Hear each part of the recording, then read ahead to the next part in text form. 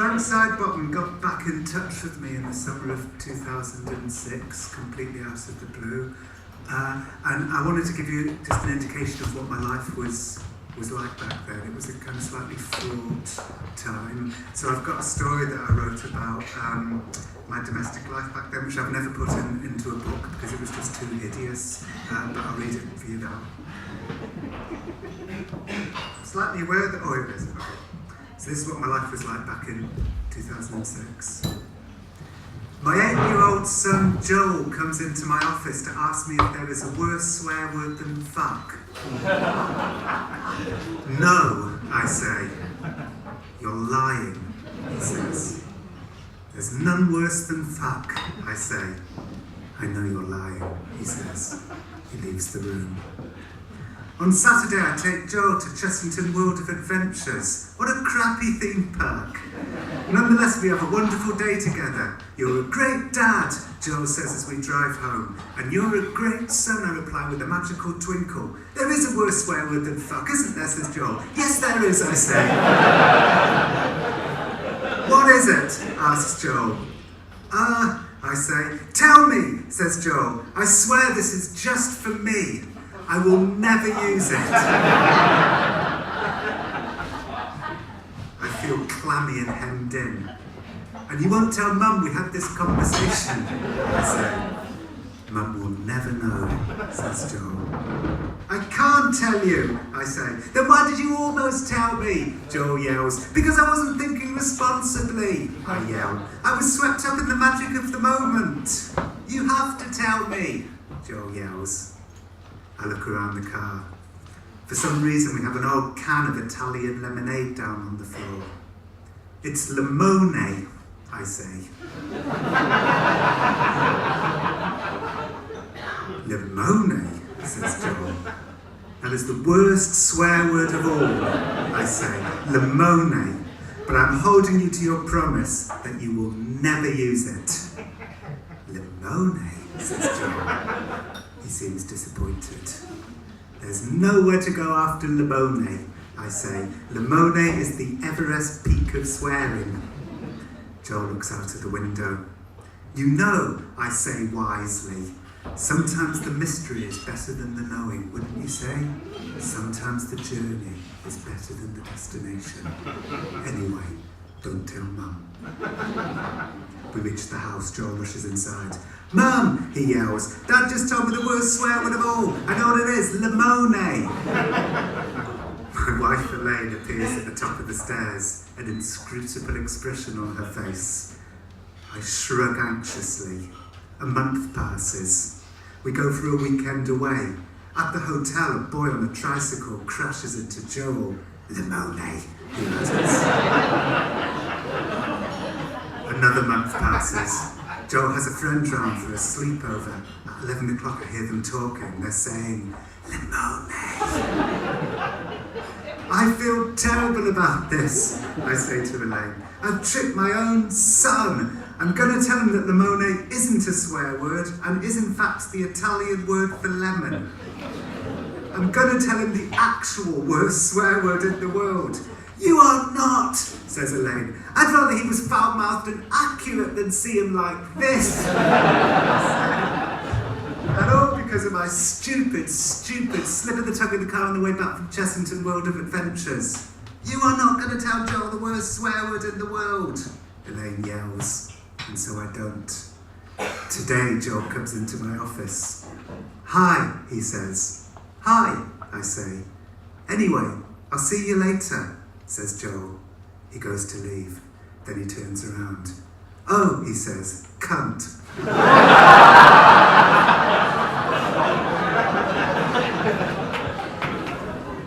I was having a fraught time back then. In fact, just before Frank Sidebottom got back in touch with me, I went to a fancy party with my wife, and I was standing in the party, and the host came up to me and said, would you like some crisps? And I said, no thank you, I'm going to have cereal when I get home. And I saw my wife glaring at me from across the room, and I said, what? And she said, be more general. She said, your small talk, make it more general. Nobody cares.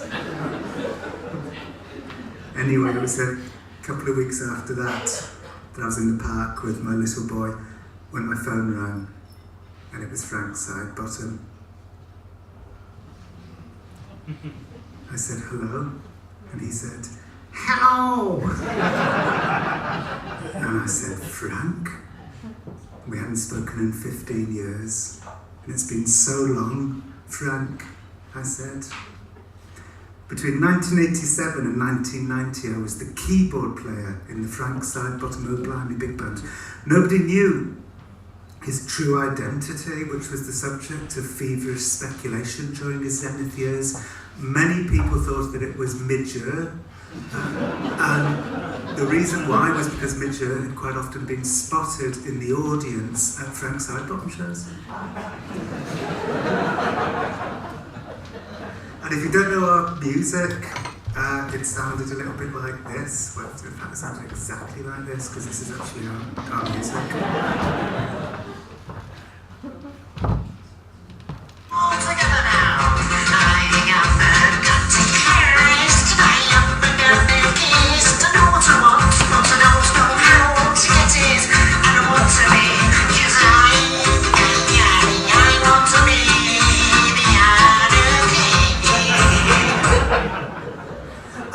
I'd contemplated fading it down in a more gentle way, but then I thought, well, that'd just be pointless. So that was one of our songs. We also did a cover version of Dead or Alive's You Spin Me Round Like a Record. And I found some early footage of Frank singing You Spin Me Round Like a Record, actually on television. And this was back in the days when he had a papier-mâché head, which was very bumpy, but later he replaced it for a far smoother fiberglass head. But as a Frank Sidebottom purist, I believe that he should never have got rid of the papier-mâché head. And I know you all agree. I've got to have my way now, baby. All I know is that it's good. You look like you're fun to me. I opened up my loving arms and watch out, 'cause here I come. You spin me right round, baby, right round, right round, right round, right round. You spin me right round, baby, right round, like a record, right round, right round. You know you do, you really do.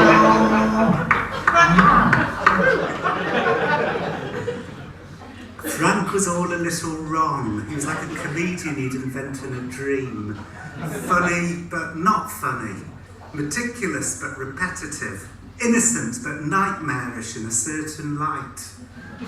We rode relatively high, and then it all went wrong. And now he was on the phone. He was ready to stage a comeback, and maybe I could help by writing something about my time in the band. And I said, of course I would. And when I got home from the park, I tried to remember our lives back then, which I have to say wasn't easy, because I have a terrible memory and I can remember nothing about my teenage years or childhood. And in fact, quite recently I was at a spa getting a massage, and I said to the masseur, I don't remember anything about my childhood, it's all gone.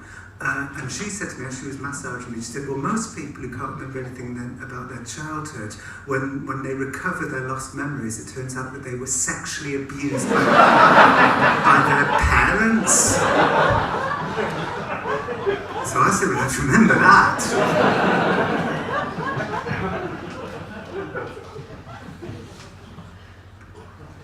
In 1987, I was 20 and a student at the Polytechnic of Central London, and I was living in a squat in Highbury, and I'd stand in the kitchen doorway and watch a man called Sheps smash all the crockery every time Arsenal lost.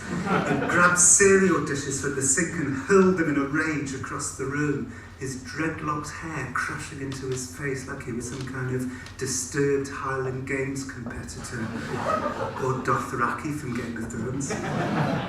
He's so mentally ill, I'd think with excitement, as I stood in the doorway. One time Shep noticed me staring at him, and he yelled, "What?" And I didn't say anything. I felt like a cinema audience watching an adventure film. emotionally engaged only in the shallowest way. I was just delighted to not be living in Cardiff anymore. In Cardiff, where I'd grown up, I'd been bullied every day, blindfolded and stripped and thrown into the playground. And it was the sort of childhood a journalist ought to have, forced to the margins, identifying with the put upon, mistrustful of the powerful and unwelcome by them anyway. Not so long ago, I woke up in the middle of the night and realised that I was still angry about being thrown in Roath Park Lake in Cardiff in the summer of 1983 when I was 15. So I went on to Friends Reunited and I found one of them and I emailed to inform him that I'm now a best-selling author.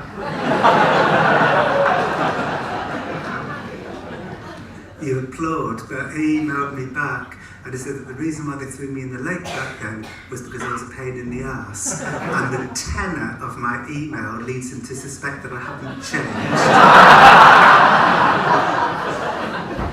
That didn't work out the way I wanted it to at all. When my son was about 5, he said to me, were you thrown in a lake? And I said, yes. And he said, was it because you were fat? And I said, yes. And he said, well, will you mime what it was like? Can you show me what it was like? So I said, no, please don't throw me in the lake, no.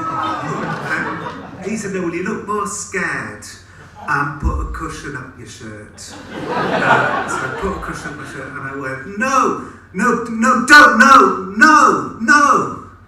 And he went, you were so fat. In Highbury, somebody gave me LSD. I was fine for a few hours, but for the next 6 months, I couldn't look at anybody's face without feeling disturbed. The way faces were smooth, and then blah! All bumpy and holes. And what were eyes like? Like a science fiction film. And don't get me started on lips. They were like the edges of a very serious wound. It's lucky all that went away after 6 months. It's very lucky all that went away before I joined. I dreamed about becoming a songwriter, but my handicap was that I didn't have any imagination. I could only write songs about things that were happening right in front of me. Like Drunk Tramps, a song I wrote about some drunk tramps I saw being ignored by businessmen. It went, drunk tramps, ignored by businessmen. They walk right past you, don't even see you. But you're the special one.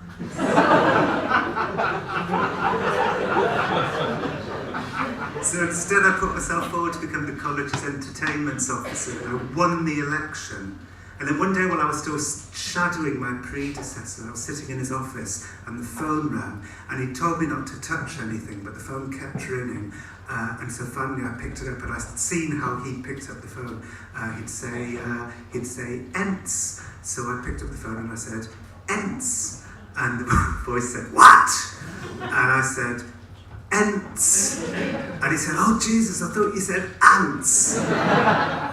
He said, "Anyway, Frank's playing at your bar tonight, but our keyboard player's had a nervous breakdown, and so we're going to have to cancel unless you know any keyboard players."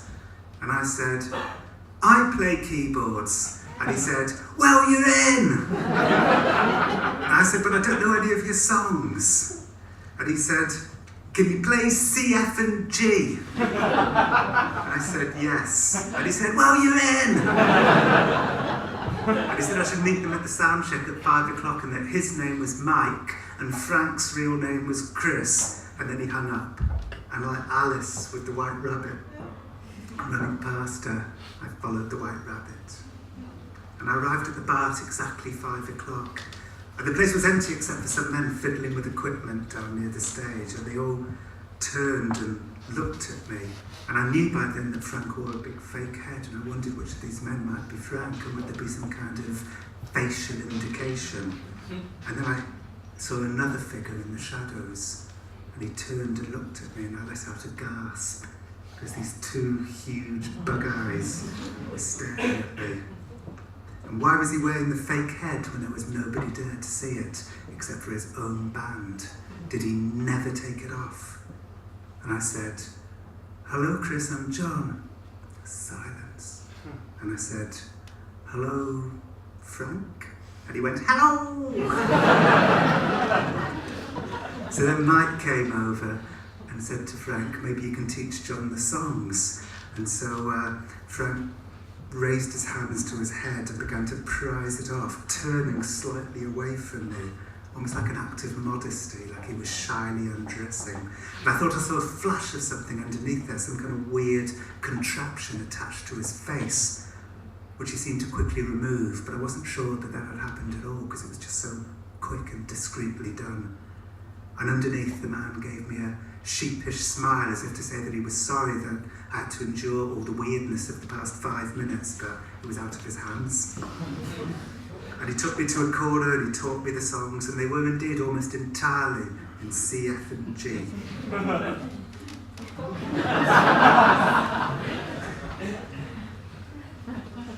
And before I knew it, the public had arrived and we were on stage. And as I played, I watched it all. The band and the enraptured audience of about 300 people and Frank dancing around at the front. And I marvelled at the mysterious train of thought that had led to this place. And here I am with Frank.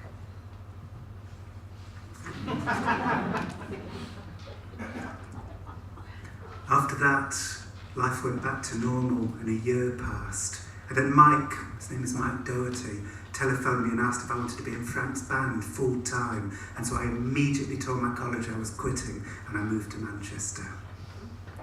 And there I was in the passenger seat of a transit van flying down the M6 in the middle of the night, squeezed between the door and Frank's side bottom. And those were my happiest times, when Chris would mysteriously decide to just carry on being Frank. Nothing makes a young man feel more alive and on an adventure than speeding down a motorway at 2 a.m. next to a man wearing a big fake head. I'd furtively watch him as his cartoon face glowed yellow and then black and then yellow again.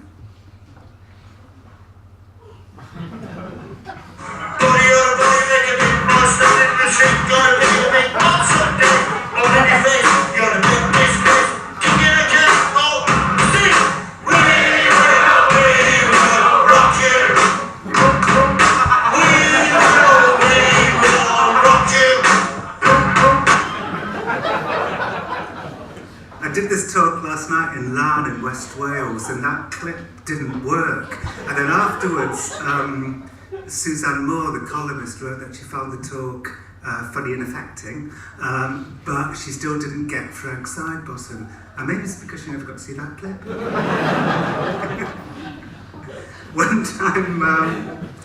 One time, Chris told me Frank's origin story, which was that he'd been staring at a ping pong ball and he got the inspiration and he wrote to all the major record labels and said, "I'm thinking of getting into show business. Do you have any pamphlets?" And he and I invited him in and he turned up dressed as Frank. And I said, "Have you been in show business for long?" And he said, "Oh no, about 10 seconds. Anyway, all of this happened 26 years ago. And a few days ago, a music journalist called Mick Middles sent me his work in progress biography of Frank Sidebottom, and one passage in his book stopped me short. And it described his March 2013 visit to Mike's house, Mike Doherty, who was Frank's manager and drummer. Here I am with Mike. The last I'd heard of Mike, he'd emigrated to Bangkok, where he'd made it big in the Thai music scene, whatever that meant. But it turned out that he'd had a serious motorcycle crash, and now he was back in Manchester. And Middles wrote that every inch of the walls in his house were covered in a collage that he'd spent the past few years intricately drawing in felt tip pen, commemorating his years with Frank. He told Mick Middles why he'd invited me to join the band, and it was a great compliment. He said, "It was always difficult to get people to play in that band because there was absolutely no kudos. I mean, who the fuck wants to travel to Bradford to play plinkety piano? There is no artistic merit at all, and you're hardly going to get any groupies, are you? Actually, we did have one almost groupie experience once in Newcastle. Some girls broke into the dressing room and said, "We refuse to leave until the real Frank reveals himself." And they went round the room going, "It's you, isn't it? It's you, isn't it?" And the only person they didn't ask was Chris, who was just blending into the wallpaper. I'm glad Mike Doherty saw me that way, but it wasn't true. My expectations for life back then were exceedingly low, and being in Frank's band provided me with more kudos than I'd imagined possible. 500 people in Bradford was a sea of faces stretching out to the horizon. But Mike had also said that the right kind of person to be in Frank's band was somebody who has absolutely nothing to prove and understood Frank completely. And Mike was right about that. I did understand Frank completely. He was silly and homemade and unpretentious and marginal, innocent. In some ways, Frank was the opposite of Chris, definitely the innocent part. Chris was nothing like anybody I'd ever known. He wore a big fake head for very long stretches for a start. Plus he was wayward, prone to drink and drugs. He was married with children, but he wasn't like any husband and father I'd experienced. My father played bridge on Mondays and Thursdays. My father wasn't a chaotic man. Chris was chaotic. Sometimes on the way back from some gig, I'd become aware that we were taking a detour to some house somewhere, and Chris would vanish into a room with some people, and I'd wait outside on the sofa, and hours would pass, and he wouldn't emerge until the sun came up. But when he put on Frank's head, he became like a child. Mick Meadows writes about that rarest of journeys when an onlooker got to see Chris turn into Frank. He said, the moment the head is placed, the change occurs. And he compares Chris to transgender people trapped in the wrong body. Chris was out of control. Frank was a child, untouched by emotional entanglements and the myriad complexities of adulthood: betrayal, hurt, loss, death, fear, tax. And in the van, I'd listen to Chris's stories, trying to understand him. What was going on inside that head? Inside that head. He reminded me of George Bernard Shaw's Unreasonable Man. The reasonable man adapts himself to the world. The unreasonable man persists in trying to adapt the world to himself. Therefore, all progress depends on the unreasonable man. Chris was the unreasonable man, except the world never did adapt to him, and he never made any progress. And when Frank was asked to support Bros at Wembley, there were 50,000 people in the crowd, which was his biggest audience by 49,500. And he chose to spend it by going on stage and doing 5 minutes of terrible Bros cover versions that he was bottled off. And Harvey Goldsmith was glaring at him from the wings, and he went straight up to him and said, I'm thinking of putting on a gig at the Tinpley Labour Club. Have you got any tips? And then there was a time he supported Gary Glitter at some Freshers' Ball somewhere. And no, and you'll piss even more when you hear what happened. Gary Glitter's roadie said we weren't allowed to use the lights, so we couldn't have the dressing room, and we weren't allowed any beers, and we had to stay off the hydraulic stage. And so under the head, Chris was seething, and so as soon as he got on the stage, he went straight onto the hydraulic floor, which lifted up over the audience, setting off smoke bombs. And he was going, come on, come on.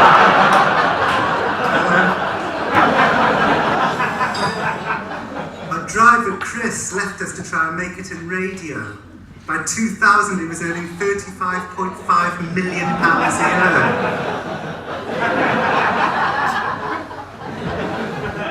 Edward Barton wrote the song It's a Fine Day that got covered by Opus 3 and became a huge hit and was sampled by Kylie Minogue. And we kept crisscrossing the country, playing to 600 people, sometimes 500 people. Still, there were happy times. At the time we played in London and our van driver pulled up on the Edgware Road and said the funniest thing that I have ever heard anybody say. He pulled up on Edgware Road and he wound down the window and he said to a passerby, "Excuse me," and the man said, "Yeah," and he said, "Is this London?" And the man said, "Yeah," and he said, "Well, where do you want this wood?"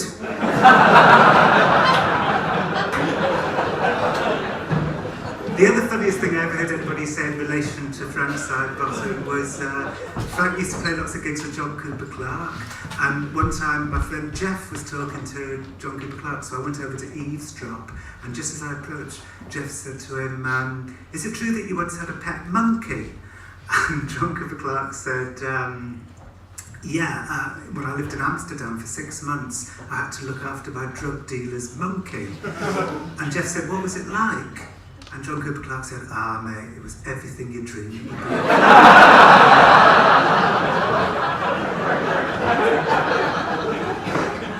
There is always a moment that failure begins.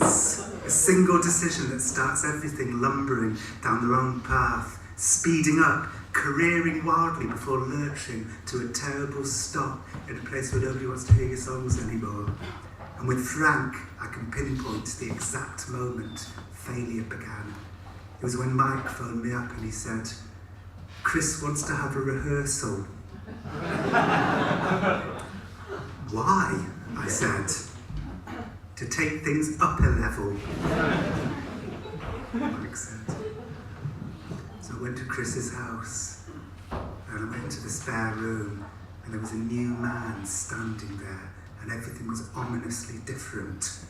And he wore a maroon shirt tucked into neat black jeans, and as I walked in, he had a bass guitar around his neck and he started playing this tight soul funk riff with seeming nonchalance, like it was just something his fingers couldn't help doing, but I understood that it was an act of aggression. And I said to him, "Who are you?" And he said, "I'm Richard from the Desert Wolves."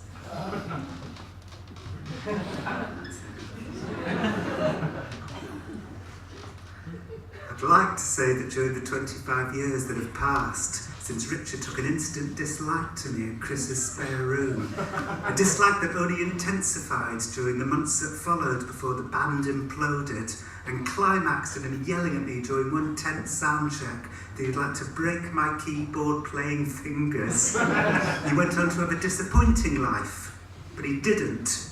He became one of the world's most successful tour managers, looking after Woody Allen and the Spice Girls, and he currently manages the Pixies. Bastard.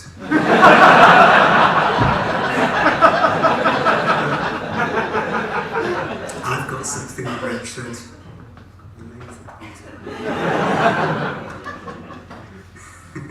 Plus I got Maggie Gyllenhaal to play a grotesque version of him in the film that's about to come out. Just pretty fucking elaborate revenge.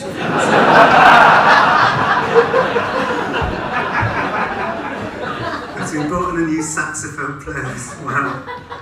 And Mike counted us in with his drumsticks and it began and we sounded like an excellent 1980s wedding band. And Chris told me to book us the biggest tour that we'd ever undertaken, and the idea was that I would begin, I'd walk on alone and play a powerful C with my left forefinger, synth brass tone, which as we all know is the most stirring of all the Casio tones, and then I'd play G, F, G, A, F, G with my right forefinger, which was obviously our version of Born in Timperley, which was born in the USA, and then the rest of the band would come on stage and join me for a power rock reimagining of the song. And the day the tour began, we hired a people carrier instead of a transit van, and we set off to our first venue. And the mood en route was noticeably more pumped. The old band members had a certain frail avant-garde looseness to them, but this new band, I felt like I was in a college sports team. And in the space of that first song, that single Born in Timperley, the audience veered from fevered anticipation into puzzlement, into hoping we were playing a weird joke on them, into realising with regret that we were not. What had happened to us? which sounded like Mrs. Merton being backed by Survivor. I did my best to covertly sabotage the music from within by playing deliberately wrong. But my influence was limited, drowned out in an onslaught of 80s rock. And after a few nights, the NME savaged us in a live review, and by the end of the tour, we were playing to almost empty houses. And Chris returned to Manchester to a court summons. He owed £30,000 in back tax, and as he stood up in the dock, the judge said to him, "It's a very serious matter, have you considered a payment plan?" And he said, "Would £1 a week suffice, my lord?" And he never said to me, "You're fired," but I began to notice in the listings magazines that he was doing a lot of solo shows, just him and a keyboard. They were in the same venues that we used to play, and then in smaller venues, and eventually there were no shows at all, and I moved back to London. And there I was 2 years later, 25 and presenting a terrible BBC Two television show that nobody remembers called The Ronson Mission. And I was sitting in the corner of the editing suite watching the producer and director cut together an interview that I'd done with a town councillor in Bournemouth, a Conservative councillor. And for most of the interview she'd been perfectly nice and normal, but at times when she was irritated by my line of questioning, she became screechy. And so what they were doing in the edit suite was cutting together all the screechy moments while leaving all the ordinariness on the floor. And I watched this black magic and I said, "Is this bad?" And the producer gave me a patient look and he said, "Think of it this way, John. One interviewee suffers, millions are entertained." And I grinned nervously. He was right. This was okay. She was a Tory councillor. We were in the tradition of the great caricaturists like Hogarth. And history proved us to be pioneers. The approach we adopted with the town councillor became fashionable. Journalists in magazines and on radio and TV would take the furthest reaches of their interviewees' personalities and the hysteria and the pomposity and the delusions of grandeur and stitch them all together while leaving all the ordinary stuff on the floor. I don't think we were thinking hard about what we were doing, but I think if we had thought hard about it, all this defining people by their flaws, we'd realise that we were contributing to a more conformist, conservative age. We were saying, look, we're normal, this is the average. We were defining the boundaries of normality by ridiculing the people on the outside of it. And I became competitive with Louis Theroux. One time I was on the Richard and Judy show, and the way it's structured is that the big stars like Natalie and Bruglia would have the dressing rooms, and then the rest of us would be in a pool dressing room. So I was in the pool dressing room with Lembito Pick and some conjoined twins. As I looked at them, I thought, that is my relationship with Louis Theroux. Like conjoined twins, in that for one of us to grow stronger, the other must die.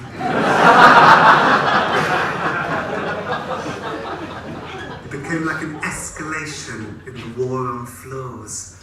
And I'd gone from being in a band that kind of celebrated the marginal world to working in an industry that made money out of ridiculing marginal people. And we didn't think hard about what we were doing. We did it because people liked it. And the more we did it, the more successful we were.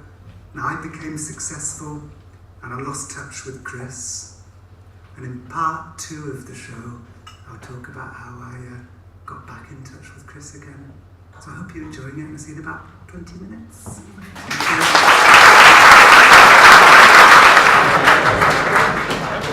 Hello. So to recap, I've gone from being in a world that kind of celebrated the marginal to being in a world that mocked it. In fact, when I was writing my book, The Psychopath Test, I met a woman called Charlotte Scott who had got the ridiculing of guests for TV shows down to an absolute science. She was a guest booker for shows like Jeremy Kyle. And she said she had a secret trick that she would utilise when booking her guests. And what it was that she would ask them what medication they were on. And if they were on a medication that sounded kind of scary, like lithium, she said, I wouldn't have them on the show because you don't want them to go on the show and then go off and kill themselves. But if they were on a medication that implied a kind of fun mental illness, like Prozac, so that's perfect. Prozac is exactly the kind of medication that indicates the right sort of madness to be entertaining on daytime television. But I want to say it wasn't just journalists and TV people and so on that were creating this new society where people on the outside were being mocked and derided. I think it was all of us. I think we were doing it every day on Twitter. And I want to tell a story about one of those times. This is the subject of my next book, actually. This is how my next book's going to start, I think. And it's a story of something that happened not long ago on Twitter. It started when I turned on Twitter and I saw that another John Ronson was tweeting using my photograph as his avatar. And as I watched, he tweeted, "Going home, got to get the recipe for a huge plate of mussel in a bap with mayonnaise. #foodie. Who are you? I tweeted him. Making an unhealthy portion of bell pepper and tangerine in a bap with mint. #yummy, he tweeted. I didn't know what to do. The next morning I checked the other John Ronson's Twitter feed before I checked my own. In the night he tweeted, "I'm dreaming something about time and cock." He had 20 followers. Some were people I knew from real life. Who were probably wondering why I'd suddenly become so passionate about fusion cooking. And candid about dreaming about cock. So I did some digging and I discovered that it was a spam bot created by an academic from Warwick University called Luke Robert Mason. So I thought, well, this is fine. I'd email him and tell him, I don't like the spam bot, and then he'll take it down. So I emailed him and he wrote back, "We prefer the term infomorph to spam bot." "But it's taken my identity," I wrote. "The infomorph isn't taking your identity, it is repurposing social media data into an infomorphic aesthetic," he wrote back. I felt a tightness in my chest. I was at war with a robot version of myself. And over the next few weeks, the other John Ronson was tweeting about his dinner parties about 50 times a day. The other John Ronson was having a better life than I was having. Would that be true if I enjoyed dinner parties, which I don't? So actually, I was having a better life by not having dinner parties. I wrote to Luke that if he wouldn't take the spam bot down, then maybe we could meet and talk about it, and I could film the encounter and put it onto YouTube. And he agreed, and he turned up with 2 other academics, and they were the 3 academics behind the spam bot. And I've got a short clip from my meeting with them.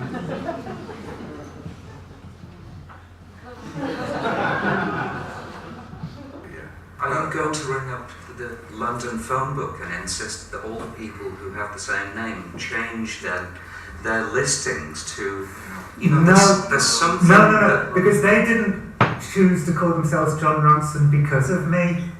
You're choosing to call this John Ronson because of me. You seem to be saying there is only one John Ronson and I'm the real John Ronson. You're kind of proposing yourself as the real McCoy, as it were, and you want to maintain that authenticity. And I think we feel annoyed with you because we're persuaded by that. We get the feeling that you're not so much saying, I want to maintain my integrity and authenticity as the real John Ronson. We think there's already a layer of artifice there. And that what you're saying is that it's your online personality, the brand John Ronson, that you're trying to protect, yeah? No, it's just me tweeting. It's not you. Now, today, we're meeting face-to-face, person-to-person. The internet is not the real world. Yeah, but I write my tweets, and then I press send. So it's me. That's not academic. That's like... I think to take it back to where it It's came not from. postmodern. It's a fact of it. This is bizarre. I find it really, really strange the way you're approaching it. You must be one of the very few people I've ever come across who's chosen to come on Twitter and use their own name as their Twitter name. I don't really know anyone who does that. And that's why I'm a little suspicious of your motives here, John, because that's why I say I think you're using it as brand managing. That's why you're using your own name. You know what? And I have never used the term brand management in my life. I've never used that phrase in my life. But I just get the sense of why would you use your own name? You come from a whole different language to me.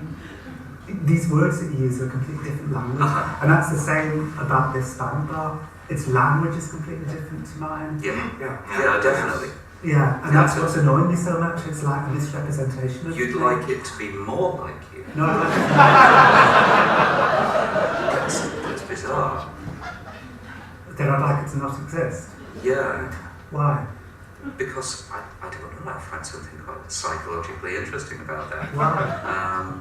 There's a kind of interesting, kind of uncanny sense of, I don't know, I find that quite aggressive almost. I like to kill these algorithms, then you must feel threatened in some way.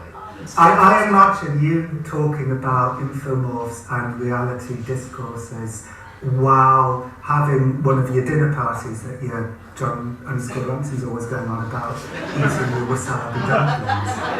And I would walk past that dinner party and I'd think, God, that's a bit Nathan Barley. But that's the world that you're presenting to me. That's fiction. I had to stop the clip there because just after that I jumped out from behind the camera and stabbed him in the face. After the interview I staggered out into the London afternoon. I dreaded uploading the footage because I'd been so screechy. I steeled myself for comments mocking my screechiness and I posted it, and then I left it 10 minutes and with apprehension I had a look. And the first comment I read said, "This is identity theft. They should respect John's personal liberty."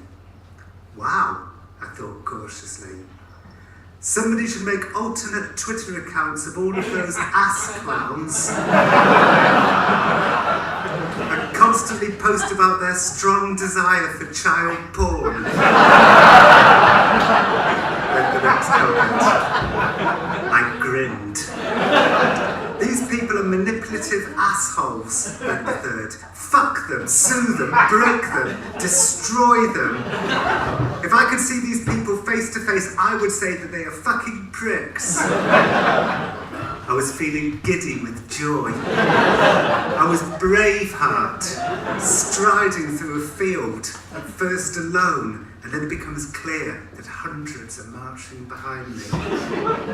Vile, disturbing idiots playing with someone else's life, then laughing at the victim's hurt and anger, read the next comment.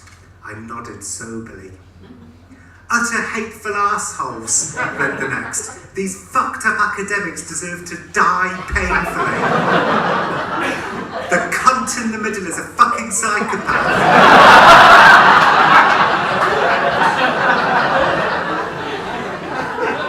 I frowned slightly. I hope nobody's going to actually hurt them, I thought.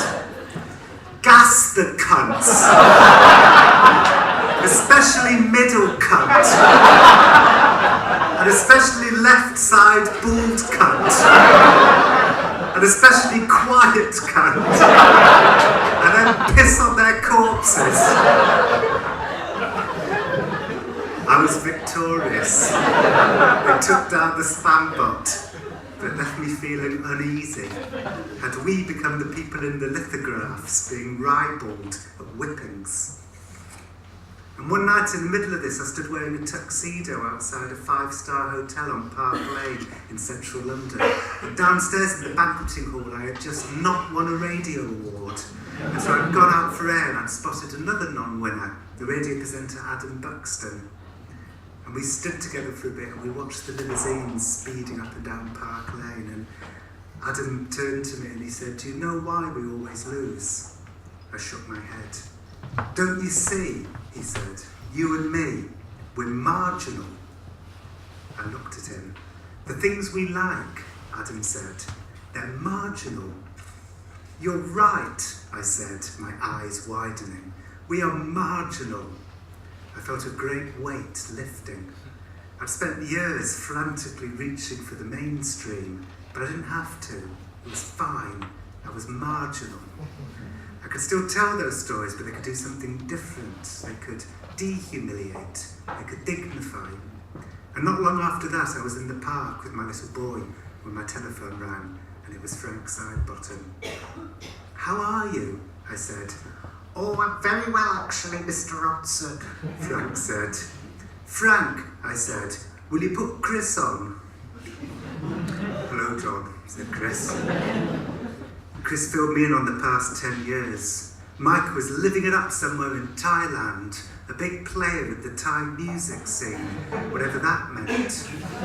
Chris was now divorced from Paula and he was an animator on Pingu. He loved the work, but he missed Frank and wanted to bring him back from retirement. And I held my breath, and I knew from watching the Blues Brothers what was about to happen. But he never did ask.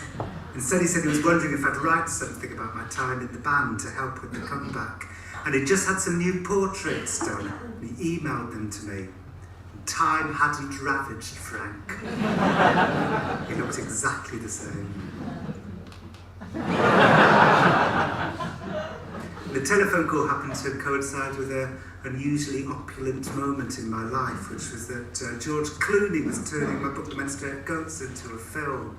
If people don't know, it's a story I'd done in about 2003. I was in Hawaii and I met a man who was part of a secret military unit called Project Jedi. In fact, the guy I was with in Hawaii is here tonight, David Barker. You haven't walked out of you, he's still here. Oh yeah, he's gone. Oh no, he is still here. Yeah, so me and David Barker were in Hawaii. David was my cameraman for many years. And we were interviewing a man called Glenn Wheaton, who was part of a secret unit called Project Jedi. And I said to him, "What was it?" And he said it was a series of levels. And I said, "What was level 1? He said, "Level 1 was observation. You walk into a room, how many chairs are in the room? The super soldier would just know." So I said, "What was level 2? He said, "Level 2 was intuition. You're at a fork in the road. Do you go left? Do you go right? You go right." So I said, "What was level 3? He said, "Level 3 was invisibility." I said, "That's quite a leap from level 2. I said, "Well, actual invisibility." And he said, "At first, but after a while we adapted it to trying to find a way of not being seen." So I said, "Like camouflage?" He went, "No." And level 4 was they had a master sergeant that could stop the heart of a goat just by wanting it to stop. And I said, "Did he ever manage it?" And he said, "One time, but his heart got damaged in the process." I said, "What was the goat psychically fighting back?" He said, "The goat didn't stand a chance."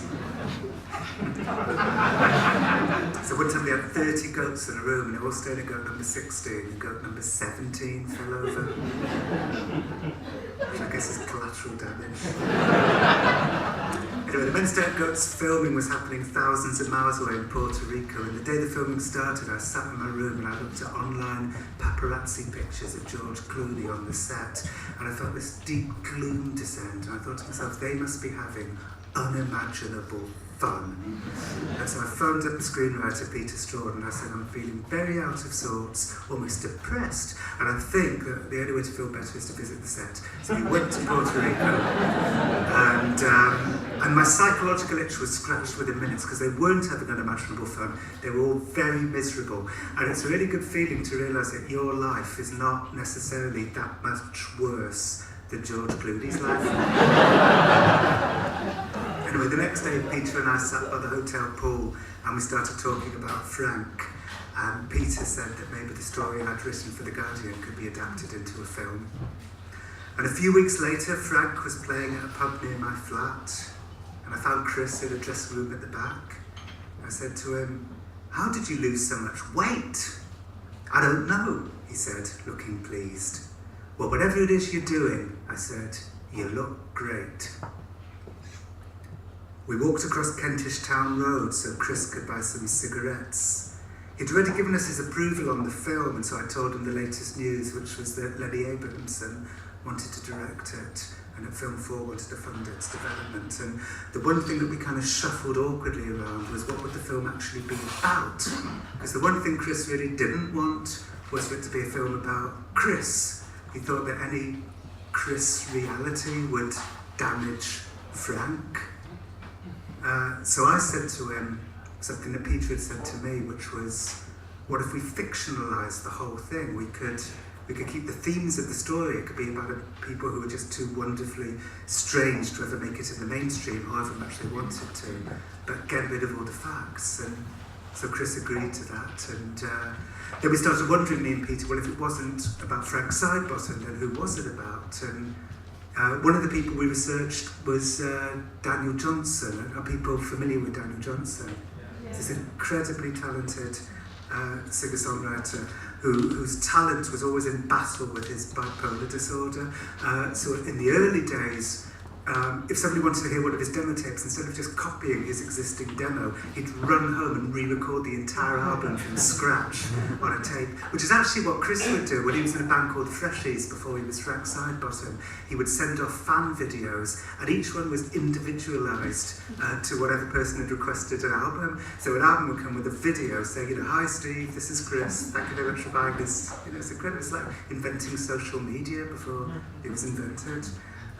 Anyway, after a while, Daniel Johnson's bipolar disorder kind of won, and he ended up being committed. And I've got a short clip of Daniel Johnson, who was as big an influence for our Frank as Frank Sidebottom was.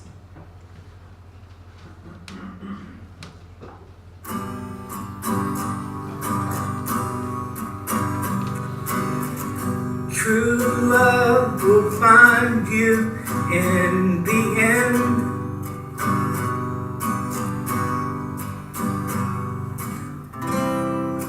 You'll find out just who was your friend.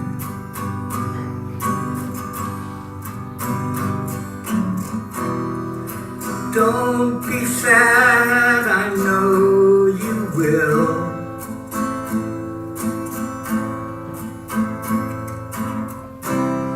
But don't give up until true love will find you in the end.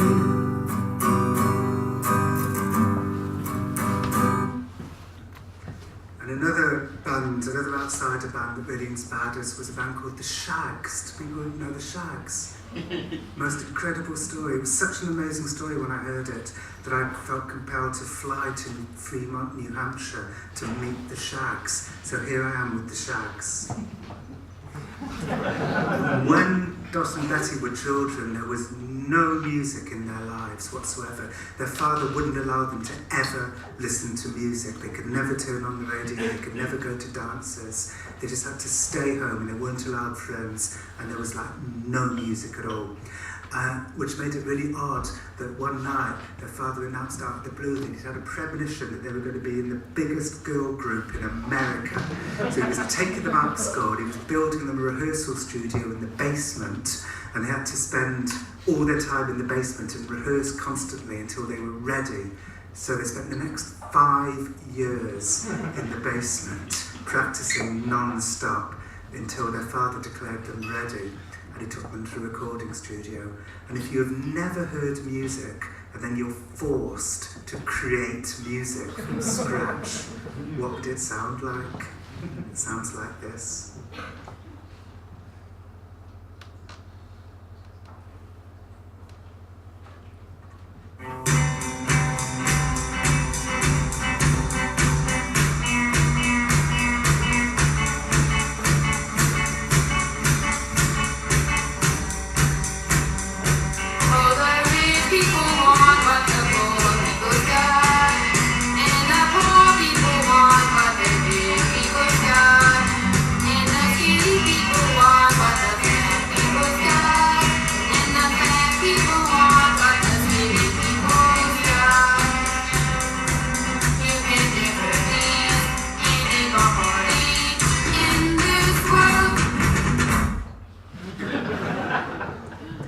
week after I returned from Fremont, I saw Frank Sidebottom's name trending on Twitter.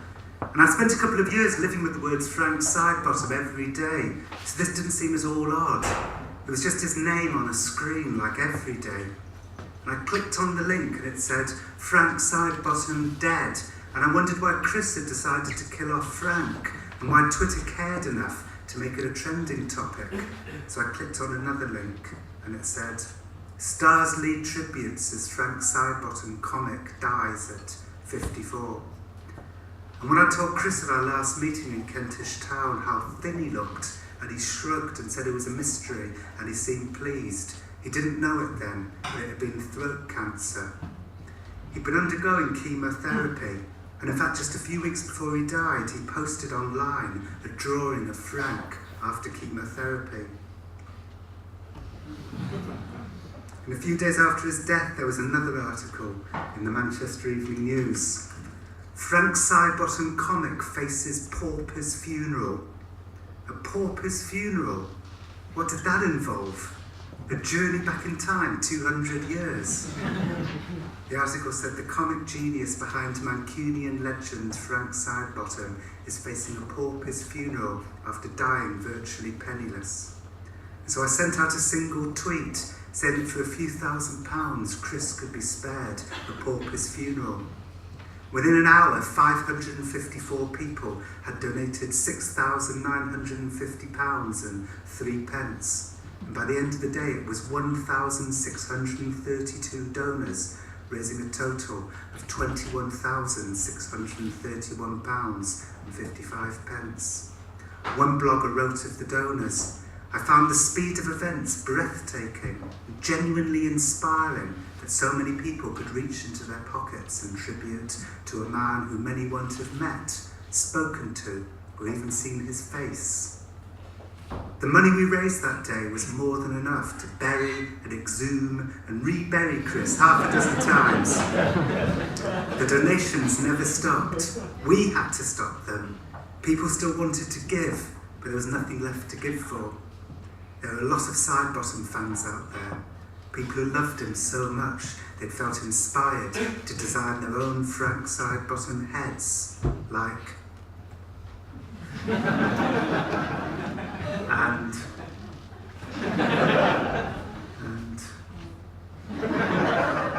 most disturbingly,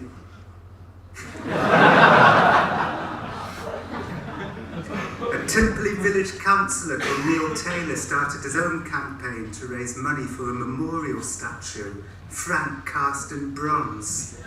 He sent me photographs of its journey from the foundry in the Czech Republic to its final resting place outside Johnson's, the dry cleaners, in Timperley.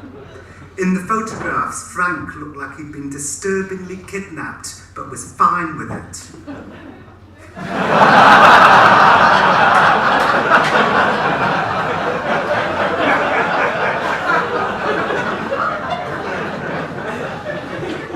And then the unveiling. And now our Frank film starring Michael Fassbender and Maggie Gyllenhaal and Donald Gleeson is about to be released in about, I think, 3 weeks' time.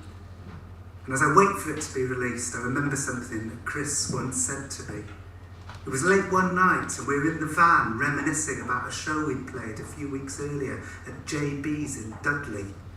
It was very poorly attended. There can't have been more than 15 people in the audience. One of them produced a ball. The audience split into teams and, ignoring us, played a game. And in the van, Chris smiled wistfully. That Dudley gig, he said. Uh-huh, I said. Best show we ever played. Thank you very much.